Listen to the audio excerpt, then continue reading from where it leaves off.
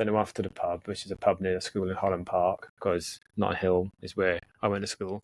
The infamous Holland Park School that has produced many, many famous people, interestingly enough, including, most famously, Yaz of the Plastic Population. The Only Way Is Up. The Only Way Is Up, yes. Yeah, indeed. she left the year I started. How rude.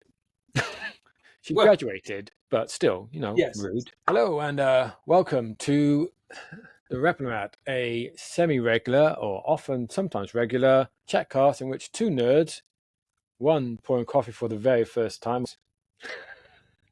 go through Star Trek Deep Space Nine from beginning to end.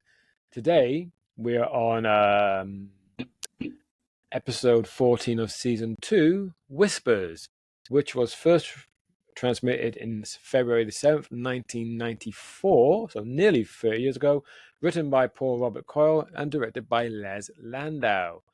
And Netflix says, correctly, which is nice, after returning from an assignment in the Parada system, O'Brien notices that everyone on the station is treating him differently. And by the way, the two nerds in question, in case you're wondering for those who are new here, is me, Andy, and up there, me, Tim, with a cup of coffee and a bourbon cream. That's what it's all about. And I have a black coffee and a whole story, which you can hear about if you go to Patreon. It's a fun story. It's a bit of life advice as well. But you won't know unless you're a Patreon, because I'm not telling it again. Anyway, Tim, before I waffle on again,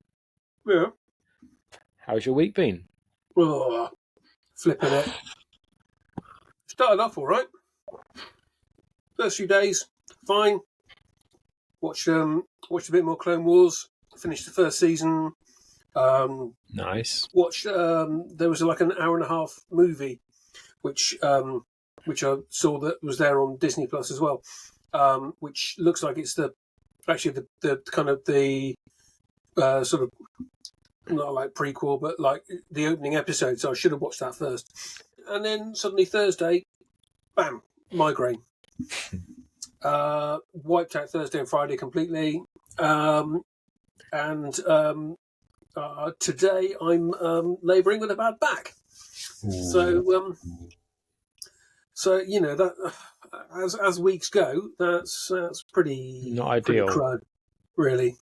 So yeah, I'm brought to you today by the power of codeine, paracetamol, ibuprofen, coffee, and bourbon creams. So bourbon creams. Yeah, bourbon creams. Yes. Bourbon there we go. So that's been my up and down week. I'm afraid there's nothing more to add than that. So no acquisitions.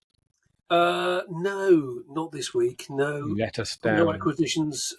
Although the only thing is, I did read the introductory essay to the Bram Stoker Dracula's Guests and Other Weird Tales book that I got and showed our viewer the other week. So I haven't read any of the actual stories yet, but I did read the introduction.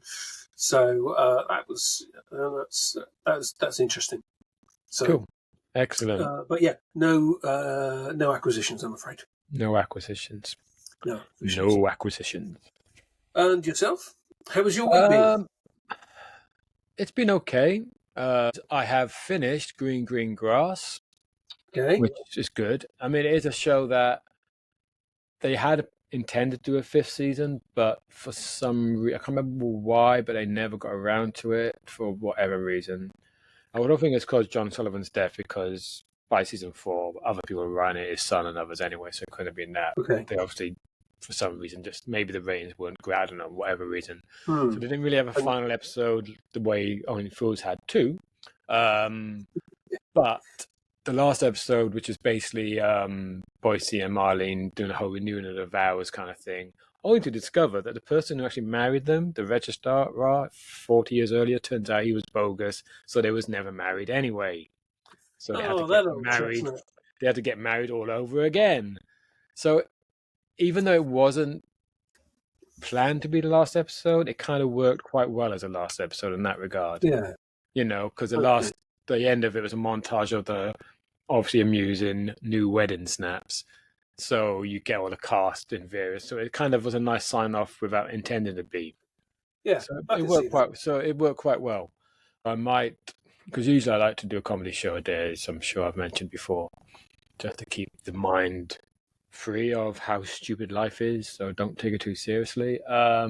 Yes. But what I might do is return to Tales of the Unexpected, because although not comedy, it is often quite comedically macabre in places. Mm. Because the twist is often a nice kind of funny and macabre kind of, Yeah. and I've watched a fair few of them. I think I've watched like maybe 2 discs worth already, but I've never watched them consistently because obviously I'm watching other stuff. So I'm thinking, well, they're only like half-hour long, so that kind of fits quite nicely. So I Cool. can nicely watch in the mornings pre-work. So yeah, I think I'll return to that. I'm now currently watching another thing on YouTube called Target Audience. So that's the channel, and they do lots of reaction type things. And they because it appeared up recently, they just got onto Next Gen, and I'm like, oh, I don't think I've watched anybody reacting to Star Trek before, so that's something different. And turns Okay. out they've watched everything up to Next Gen, like all of the original series, so doing it in release order. I was like, that'd be quite fun to watch something, So I'm watching them watching Trek, which is it's a thing that people do today. Yes. And I also, since Tim didn't, got some acquisitions this week. Ooh. 2 Do tell. books, so one for each of us to make up for Tim's Right. lack of book. I won't read them for a little while because I'm reading, as I mentioned the other day, that C.J. Sanson book, which is a hefty beast. So it's going to take me a wee while. Plus, today I decided to start reading Cliff Richard's autobiography because Oh. I'm on a bit of a Cliff Richard thing at the moment where I decided because his new album's just come out and he's been in the business for like 60 plus years now. I mean, he's been around since I can remember, and I've always been a fan of his music. Not necessarily his beliefs, but certainly his music. So the other day I thought, I'm going to listen to all his albums in order. That's going to take a while. I've just reached 70 something, 74, 75. So I've done the first 10 years of his stuff. So I've just reached his, as I'll call it, his Jesus period, where he's just found Christ. And so it's starting to bleed into his music a little bit. So is that if you're talking 74, 75, is that just his solo stuff then? Because he started releasing stuff with the Shadows in like 50s, that was in the 60s, late 50s, early 60s, yeah. Those Shadows have been and gone now, although they still make appearances, But I just thought, you know what, I've got his book. I've had it since it come out. He wrote it was a couple of years ago. I think the paperbacks about a year ago, whatever. So I thought, you know what, I'm going to read it because it's something different from fiction all the time anyway. So, acquisitions. 1, The Accomplice by Steve Kavanagh, which is book 7, 8 in the Eddie Flynn series. He's one of these writers. I picked up a book is being sold at Tesco, and the concept was basically the guy's on trial, but the murderer, or the trial's being run, but the murderer turns out he's on the jury. And I was like, oh, I like the idea of that. So I picked it up. Then, of course, as I started reading it, it kept referring to previous cases. And I thought, hang on a minute. This could just be usual backstory that characters have. But I looked it up. Turns out this was like book 4 in the series. I was like, and so you know what I had to do then?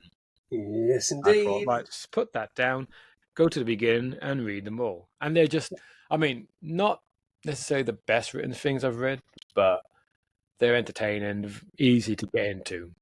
And sometimes that's what you want, especially with it's a crime type where he's a lawyer. He used to be an ex-con man. He's a lawyer now. And they're just really good to get into. And then, because I was watching some documentary on Netflix. I forget which one now. But John Grissom was interviewed in it because obviously he's very much into the crime writing stuff, obviously. And he's got the legal background, all this stuff. And turns out he gave a whole lot of money to the Democratic election in so and so. So he's obviously very liberal. And that made me think, you know what? I need to read some of his stuff because I never really have. And obviously, he's a huge crime writer, like of the legal type of crime, not the killing type stuff. So I thought I'll pick up one of his books because obviously it's a hard choice because he has so many to pick from. So I'm like, I need something that's sort of standalone, but not too standalone. And I don't want to do something that's like got about 50,000 books in a series because my time is limited. So I thought, right, this is an early one of his, but he's recently done a sequel to it. So I was like, well, that's only 2, so that's digestible. Yep. It may turn out I actually might just think it's awful, but I might really like it. But you don't know till you try, right? Okay, so whispers. Have yourself a whisper. Indeed. Okay, Tim. Yes. Kind of know. Well, sort of know. What did you think of it?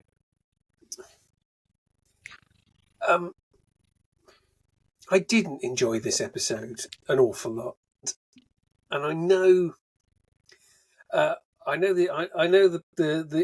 you'll think it's because I don't like the character of O'Brien. Fair. I mean, I suppose that probably has something to do with it.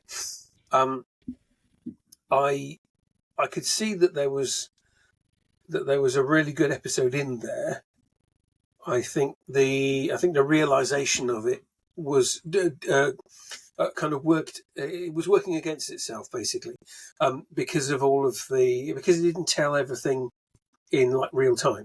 So you've got the whole. This is he's already in the runabout at the beginning, and he does all of this awful stuff. Like I said to you while we were watching it about the if you're reading a story, that something I really hate is when an author goes something like, "Oh, and I knew that day was going to be the worst day of my life," at the end of a paragraph. And this kind of like dramatic sort of presaging what's going to happen, and It's you think, full no, setup, isn't it? yeah, allow the story to unfold and allow the audience to be taken along with you.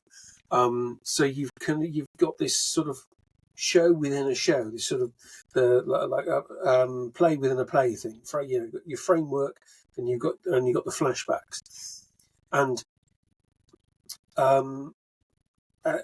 so it just I think that just worked against what was going on the station, because that was quite intriguing. But it was undermined. I think undermined by by constantly cutting back to O'Brien on the runabout, and him, with his personal log, just kind of giving all of that stuff that it didn't help the atmosphere or the drama or the pace or any of that for me. Because what they actually did, it was good, because automatically you're thinking, was that the real DS9 or not, or is there something taken over? Is there something wrong with him, or he's not actually him? And so all these kind of thoughts are going through my head, but I would have enjoyed more kind of following that through and following the episode through to its conclusion, if it hadn't been undermined by the cutaways to the runabout. And we've got Los Parados, or whatever it was, the Mexican bandito alien. Paradas? That's the one, Paradas, yes. And I also wonder if they were kind of held back until the very end, and I'm constantly wondering what they were. And it became a sort of a distraction for me, actually, as I was watching it, thinking these nameless, not nameless, these faceless aliens who are constantly being name checked. And it would have been good to have had something to kind of hang that name on earlier in the episode. I liked the kind of the resolution and understanding, what happened, because it did explain why everyone was behaving as they were. I just, I think it was a little bit, it was sort of too late, too little, too late. Having said that, knowing what the ending is now, if I watched it again, potentially it may be one of those episodes that knowing the resolution at the end actually helps, actually potentially improves the viewing on a second time. I don't know, because you kind of you can you can trust what you're watching a little bit more. You can relax into it a little bit more if you know where it's going to at the end, because it was obvious that O'Brien was never going to be anything other than it was never going to be anything other than a happy ending because of the character that O'Brien is. So, as and how somebody important it is to the who show. has watched it more than once, I would say, yeah, I think it does benefit repeat viewing. That said, I kind of agree because I mentioned this in the during the actual watching. I think the narration side of it totally undercuts so much of it because, again, like I've said to you already before, I am not a huge fan of first-person narratives in novels. Because it becomes unreliable whenever it's information that the person who's narrating the book isn't seeing. So this person always got to find other information via letters or guesswork and stuff, and then through very contrived reasons, this person's got to learn whatever they need to learn for the narrative to go through, and then, of course it's kind of the TV version of a first-person narrative where Yes, every time we cut back to the runabout and he narrates over a scene in particular, like when he's doing the thing where he's trying to double check something and he's rerouting this and doing this, it turns out there's blocks and he's being cut out of stuff. We're being told that this is happening. Like you see him start to do a little bit, but then what usually would be conveyed in some sort of dialogue is him literally telling us, "Oh, I was cut out. I was this. I was that. This happened. That happened." It's like you are literally telling us all the important developments of his investigation, and we're not really seeing it because it's just him. I suppose it's a tough one because obviously it'd be a different story, but I think the way this story in particular was told was just the one person being suspicious. The only other alternative is to have him talk to himself when he's doing his investigation. But then there has to be better ways of conveying this. There has to be. But just having him literally tell us over narration all the time, it's like you're ruining the tension, like you said. You're undercutting it literally from the off. Like straight away you're saying, oh, I'm on the run, something's really weird, things are gonna go really worse, and if they find me, then blah blah blah blah blah. Yeah, I'm And not this is even why. sure I'm going to survive this. Yeah, and it's just I think it undercuts it. I mean, again, like you said, the stuff on the station initially is very heavy-handed. They're really overselling the suspicion, and he gets suspicious very quickly. Very, very quickly, because obviously they're trying to speed the story along a bit because we already know that. But if they'd taken the narration out, they could have played it in a lot slower way and built up that tension really, really piecemeal. Where it's just little moments where you're thinking, hang on, like the characters reacted to it in a very odd way. You're like, oh, something's up here. But we know something's up straight away. So they're not really allowing the tension to play itself out. Yeah, exactly. But like I said, stuff on the scenes on the station are actually good fun. The one with Bashir is really well played. Builds into, like, as PJ said last week, the whole Bashir so wants to be Mars's friend, and Mars just like, oh, fuck off. Especially because you're giving me an examination, you're literally cupping my balls now. I definitely don't want to be your friend now. So there's some really good stuff in the episode, like just the scenes themselves. And maybe, like you said, if you rewatched it knowing how it all turns out, you can just enjoy that stuff more without the whole. I mean, I do Yeah, like. I think it plays out quite well. The idea or the suggestion that actually it's not O'Brien, it's actually something else on the station that they've been overtaken. hmm, I kind of like this, the way that's played out. Well, that could be a possibility.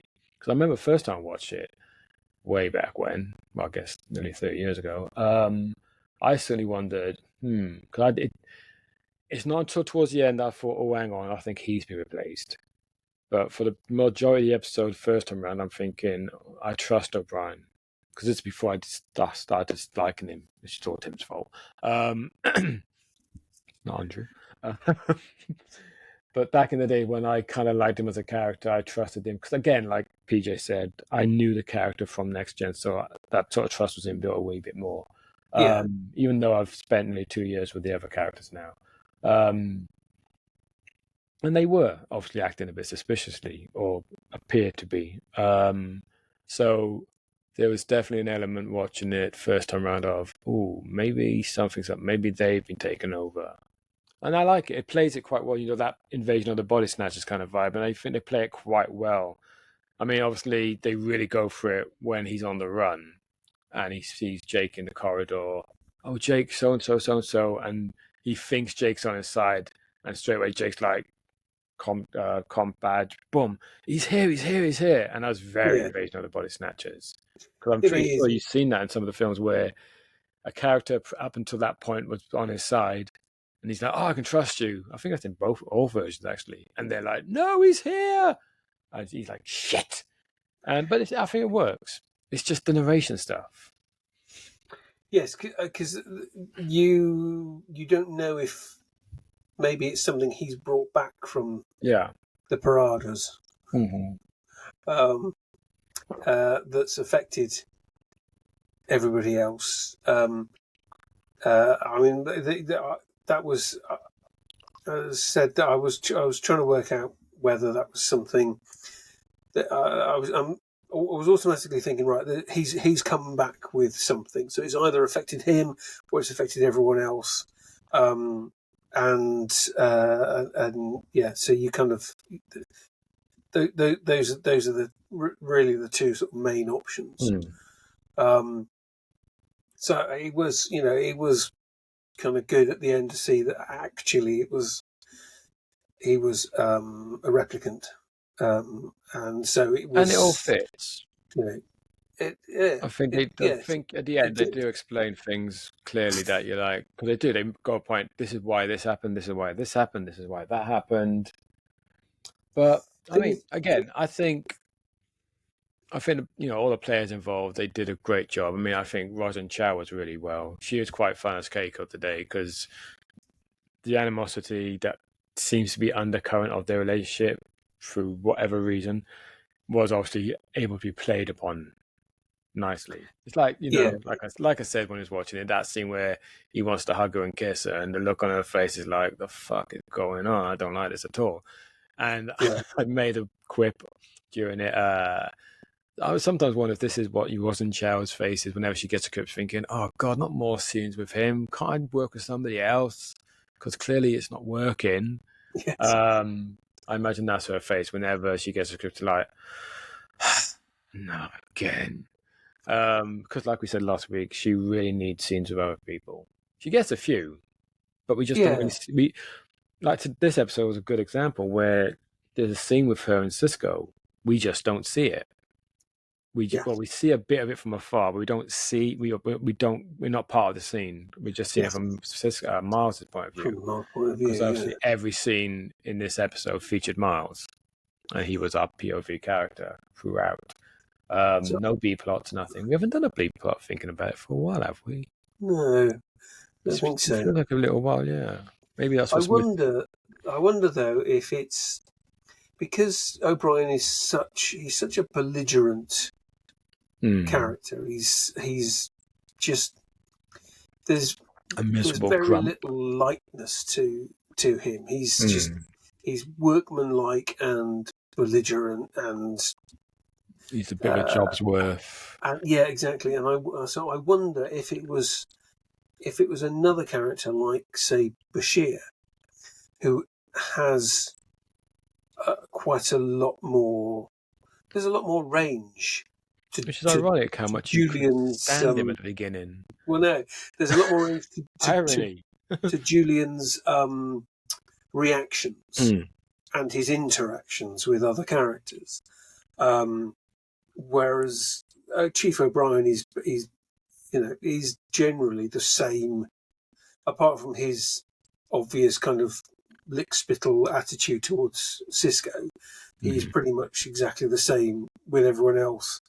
And I wonder if maybe if it was him, and so you had a variety of different responses from him to other people, and as the episode went on, it kind of slowly ground him down, so that you really he's see acting out character a bit. a change. Yeah, whereas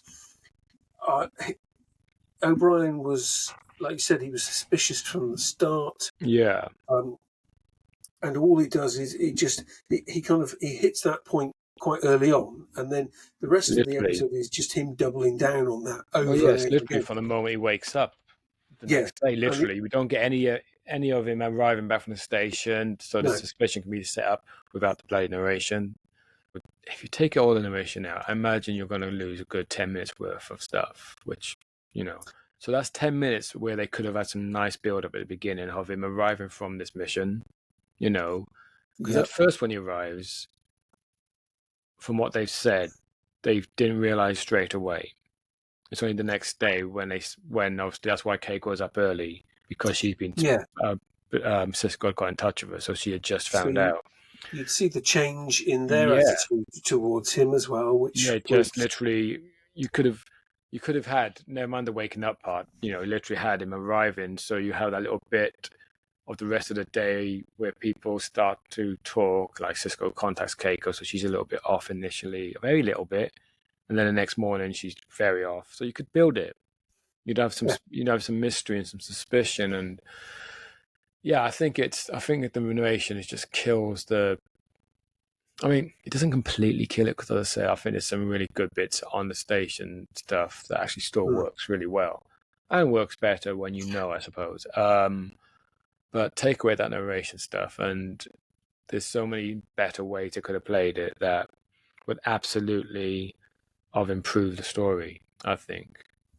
But I don't know. I think it's okay. It's got some good moments. It's got some nice moments where even you as a viewer like, because you still trying to work out what's going on, even though we know something's bad's happened already. Yeah. It still gives us a chance to try and suss, okay, what is going on where. So we're not completely on board with the mystery, because we already know something has happened. So that kind of spoils it a wee bit. So that puts us ahead of the viewer, the story a little bit. So I think take that away, and it probably would have worked a bit. I wonder if there's a cut out there where somebody's taken all that crap out. I suppose there's also the thought that does this, or is this an episode where they thought that fans are bound to watch this several times? So after they've watched it the first time and they know what's going on, then they'll get a slightly different experience watching it the second time. Maybe. I think that could be true of any episode. But the worry then is that you're catering to a fan audience who will watch an episode repeatedly. If you're also reliant upon a casual audience who will potentially only watch it once. But I think that's true of any episode or film where you have a twist at the end, that you're going to rewatch it, having known that twist, rewatch it again in a different way. I suppose, I don't know. Yeah.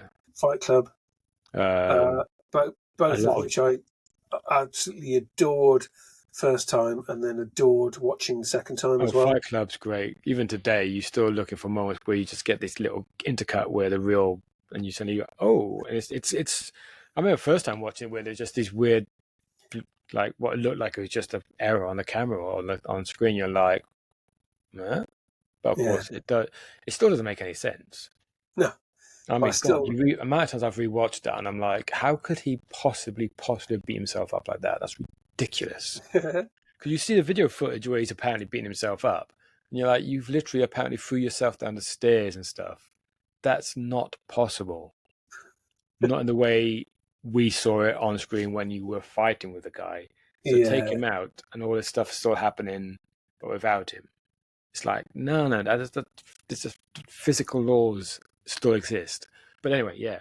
Yeah, But no, but I didn't feel that about. I didn't feel that kind of engagement with this episode. yeah, I think it's just one of the episodes. There's not a lot to say actually, to be fair, because it's pretty. Once you've got the secret out, then it's all kind of done. Yeah, It there's literally, a everything else is fine. It's just the opening and the narration. Beyond that, the rest of the reveal is pretty clever and good. And I think it's all played very well. Literally right to that last moment where he turns around, you realise, and he's been replaced. Even that scene leading into that, it's still played very well. Where you're like, I'm still not entirely sure if they are the real Cisco or not. At least that's how it's played across, and I think it still plays very well like that. On the first watching, I recall, I don't think I ever thought he was replaced. I always assumed something else was going on right up to that last minute. Yeah, I could even that scene where they're there waiting for him. I remember thinking, "Ooh, what's happened? Maybe we're going to find out that they've been replaced or they've been possessed, or because that's a very Star Trek thing to happen. It's happened so many times." But that is actually was, as it turned out, not even O'Brien for the entire episode. I think it plays out well. I think it's a good twist. I just think, my bottom line is very much take the narration away and the entire story would work better. Obviously, you have to alter the opening, but that's a good thing. Yeah. If we found out at the same time as he does, Yeah. that there was a problem, then I think it would work much better. Yeah. But the fact that we're told straight out there's a problem, and then we go back to look, and it's a sort of this is the evidence before us, my lud. Yeah. But if again, potentially that would work if he was speaking to someone other than just That's what I was going to say. himself. If there'd been two people involved, Yeah, or at least somebody he had convinced to join him along the way, yeah, and he was then explaining it to them, because you would have had a or a bit of Starfleet dialogue. admiral, or Yeah. the woman that looked like she was straight out of the Golden Girls at the end. She did, didn't she? Admiral Golden Girl. Yeah, Admiral Golden Girl. I think if he was before her and said, and then it was a almost like a sort of like a thought transference thing of, this is what I've been through, this is the experience, here's the evidence before you, and and that was it. And then after that, when if there was a moment then when the episode kind of then picked up in real time and he ran away, and then you get the reveal again, that there's other ways of doing it. I think we're agreed that the narrative device they chose just undercut the whole thing. I think so. I think so too. I'll have to have a read up on it to see what they say. Sometimes I do, sometimes I don't. I'll have a read up on in between this week and next week, and if there's any insight, then I'll share it next week. Because, I don't know. I just think so. But I think that's pretty much us done this week. To be honest, it's a slightly short one for the YouTuber Spotifyers. As a patrons know, there was a few issues along the way. Beginning, I explained this to the Patreons why. It's good to be a patron because you learn stuff that you don't learn on YouTube. But yes, I think this is, I think that's us done this one. Next week's, Tim and I are going to return to where we began, kind of, with Doctor Who. We are going to, because it is a 60th anniversary, slightly after we record the next one. we're going to be watching every existing episode of Doctor Who from beginning to wherever the end is at that point. 3 episodes a month, which does mean certainly for Classic Who, we may get to a point where we actually do a whole story in one sitting, but mostly we're going to be cross-pollinating the stories. But as Tim mentioned earlier, in the 60s, it don't matter so much because mostly they segue into each other anyway, so it won't feel so bad. But as I said, we're only doing existing episodes, so it's only going to be episodes that either are completely in the archives, which means some stories are going to be represented by maybe 1 or 2 episodes, but that's fine because we're not reviewing them. We're just doing a watching along, and you can watch with us. And we're obviously all the animated ones, so anything exists officially we're doing, and that includes An Unearthly Child because DVDs exist, so we can still watch them. So yeah, come and join us. It's going to be exclusively on Patreon, mind. You can join us watching it. We'll obviously say play now, blah, blah, blah, blah, blah. So you can enjoy watching it as long as with us watching it and giving commentary and being Doctor Who and being something we've watched many times and don't have to pay that much attention to. We will probably be talking over it a lot with some fun, interesting things and maybe just observations and just taking the piss out of it because it's Doctor Who and we can do that. Tim's seen it before, so we can really crack into it. So the first one will be next week. First 3 episodes, as I say, will be exclusively on Patreon. So that's Unearthly Child episode 1, 2, and 3. Although I'll do a little teaser on YouTube and Spotify just to nod people along. So come join us. We'll get your money eventually. It's only $1.50 a month. It's nothing. So yes, come join us on Patreon for the uncut reviews anyway, and waffle around them. For $1.50 a month, don't waffle. Yeah, we do waffle. For £1.50 a month, it's not a lot of money.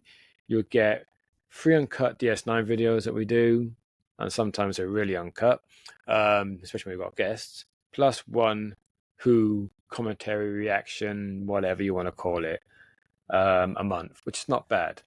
Although maybe next month might be a bit different because obviously Christmas is coming up, but we'll plan something by then and work out what we're going to do or not do. But so that's us. That's been us for this week. You can find us on the usual social medias. All the links will be below in the description.